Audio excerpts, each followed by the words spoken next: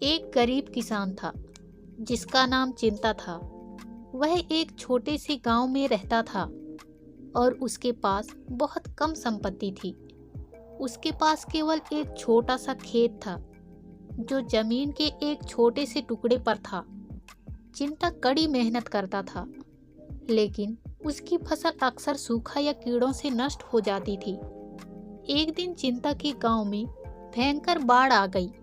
बाढ़ ने उसकी फसल को बर्बाद कर दिया और उसका घर भी नष्ट कर दिया। चिंता बहुत दुखी था। वह नहीं जानता था कि वह क्या करेगा। चिंता के पास कोई पैसा नहीं था, इसलिए वह एक साहूकार से कर्ज लेने गया। साहूकार ने उसे बहुत अधिक ब्याज पर कर्ज दिया। चिंता को कर्ज चुकाने के लिए कड़ी मेहनत करनी पड़ी, लेकिन वह कर्ज चुकाने में असमर्थ था। धीरे धीरे चिंता और उसका परिवार गरीबी में डूब गया। चिंता को अपने बच्चों को काम पर भेजना पड़ा ताकि वह परिवार का पालन पोषण कर सके। चिंता की पत्नी भी बीमार हो गई और मर गई। चिंता अकेला और निराश था।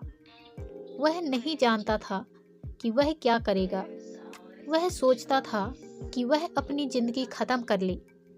एक दिन चिंता एक साधु से मिला।